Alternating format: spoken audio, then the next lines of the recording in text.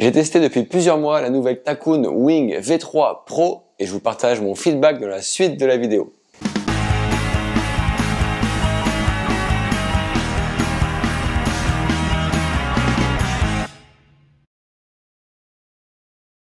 Salut les copains et les copines, bienvenue avec moi sur la Water Sport Zone pour une nouvelle vidéo de Wingfoil et ce retour sur mes tests de la Takoun Wing V3 Pro. Je profite pour vous rappeler deux choses. Si vous voulez aller en trip à Darla, je vous propose des séjours testés et validés que vous pouvez retrouver via le lien ci-dessus ou alors ci-dessous en description. Et par ailleurs, la petite info au passage, c'est que j'ai créé des playlists pour retrouver plus facilement mes vidéos par marque, par thème, comme par exemple test Wingfoil ou tuto de kite ou windsurf, etc. Donc n'hésitez pas à aller explorer ces playlists. Il y a plus de 300 vidéos et je pense qu'il y a là-dedans pas mal d'infos bien utiles à retrouver. Allez, ça c'est dit, alors retour sur la Takoun V3 Pro en commençant par un descriptif produit avec ses caractéristiques avant de passer ensuite, comme d'hab, au test sur l'eau avec points forts, points faibles et bilan. Descriptif produit. La priorité cette année a été mise sur la légèreté sur cette Wing V3 Pro de chez Takoun dont le programme vise les pratiquants de wave riding et de freeride. Pour autant, la construction reste sérieuse même si on voit que certains renforts ont été optimisés pour le programme de cette V3. Ne serait-ce que par rapport à la VX Pro qui est quand même autour de 8% moins légère. Je pense par exemple au patch de reprise des tensions du point d'écoute plus réduit que sur la V3 que sur la VX. Au niveau des matériaux, Takoun a choisi d'utiliser le tissu UPE Project 85 g de chez Dimension Polluant pour les parties gonflables et structurantes de cette wing. La canopée est ensuite constituée de Speed Triple Reef Stop 54 g par mètre carré assemblée sur une coupe horizontale avec des reprises de tension en verticale, parallèlement à la chute et même quelques reprises des coutures obliques. On remarque un diamètre de bord d'attaque plus fin que la moyenne et d'autant plus sur les oreilles de la wing où le boudin se réduit particulièrement. Au niveau du profil, on est aussi sur quelque chose d'assez fin, en particulier sur l'avant de la wing avec une entrée de profil peu volumineuse. Au niveau de la géométrie générale, la V3 se révèle assez compacte. La 3.5 ne fait que 279 cm d'envergure, contre par exemple 292 cm sur la VX Pro. Et en termes de poids, moi j'ai mesuré la V3 Pro, donc 3.5 à 2 kg tout rond avec les poignets, et 1,75 kg nu. Et à titre de comparaison, une VX Pro 3.5 c'est 1,9 kg nu. Voilà, sinon, Takoun a choisi depuis un moment la valve de type subgonflable et la conserve. Il n'y a pas de bouchon Quick Deflate, mais en revanche, un double tuyau One Pump pour que la circulation de l'air soit optimale entre la latte et le bord d'attaque au moment du gonflage et a fortiori du dégonflage, là où c'est même le plus important.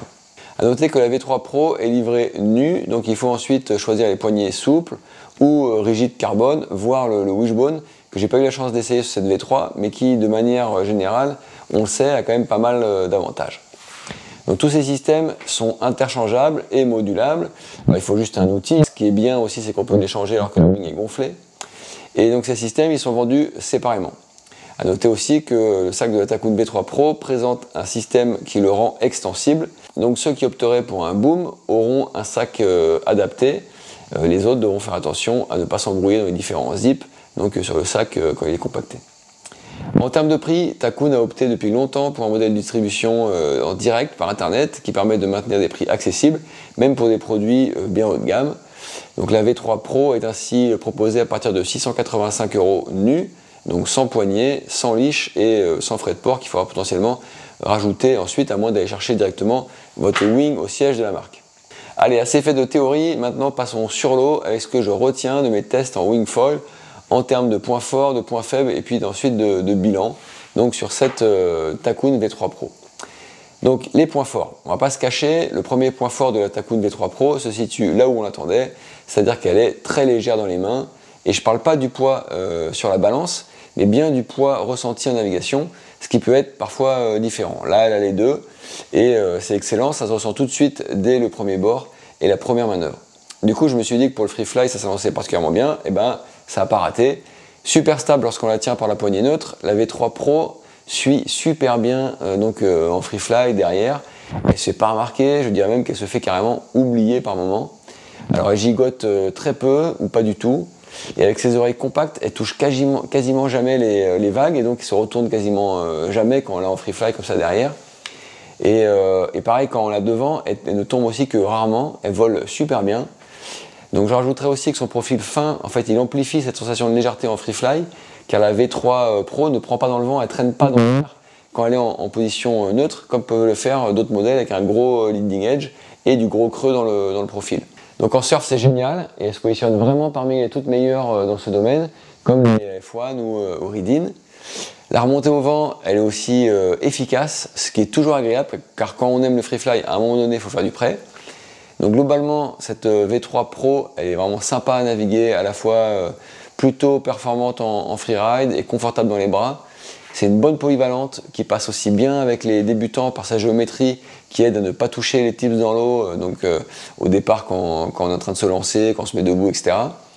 Après, on pourrait se dire aussi les débutants ils n'ont pas forcément besoin de cette version pro pour en UPE Aramid pour débuter. En freestyle, on va dire qu'elle passe bien aussi cette V3 Pro pour sa maniabilité, sa réactivité, son côté compact qui lui permet de moins accrocher aussi toujours la même chose les tips dans les rotations. En saut, c'est débrouille bien cette V3 Pro, même si pour un max de nervosité, en fait, la VX Pro reste quand même au-dessus et c'est normal, chacun son domaine. J'ai aussi bien aimé la bascule intuitive de cette V3 Pro dans les tacs et sa maniabilité dans les jibes, ainsi que son confort en navigation et sa plage d'utilisation. Au niveau des points faibles, là c'est très relatif, car on est quand même sur une super wing, mais voilà, il faut en donner, et par rapport à la VX, on aura donc un rien moins de perf. Quand on voudra tirer fort dessus, elle sera un petit peu moins rigide et nerveuse. Qui plus est au harnais, donc quand ça ira un poil moins vite pour ceux qui veulent vraiment tirer dessus très surtoilé. Mais voilà, pour naviguer normalement, tranquille, etc. Voilà, ça change rien, les perfs sont quand même sympas. Je pense aussi qu'en termes de puissance brute, on est un petit peu en dessous des duotones ou Strike Alula.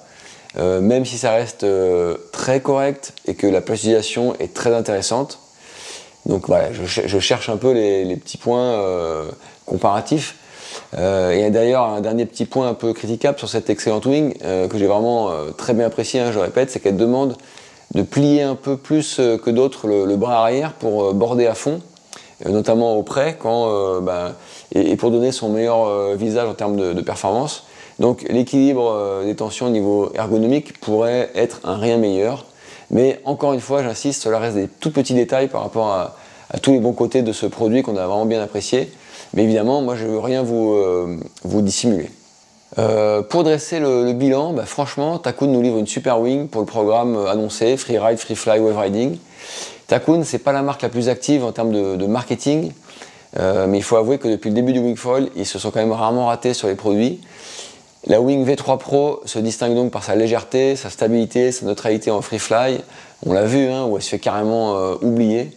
Intuitive dans les manœuvres, à l'aise au près, offrant une large plage d'utilisation et une navigation confortable. Pour moi, en fait, c'est clairement l'une des 2 ou 3 meilleures ailes de free fly du marché aujourd'hui. Mais elle reste bien polyvalente pour se régaler en freeride, aussi pour débuter car son design compact est un atout. Ceci dit, les débutants n'ont pas forcément de gros intérêt à casser la tirelire pour la version Pro. Une V3 classique sera, je pense, largement suffisante et moins onéreuse.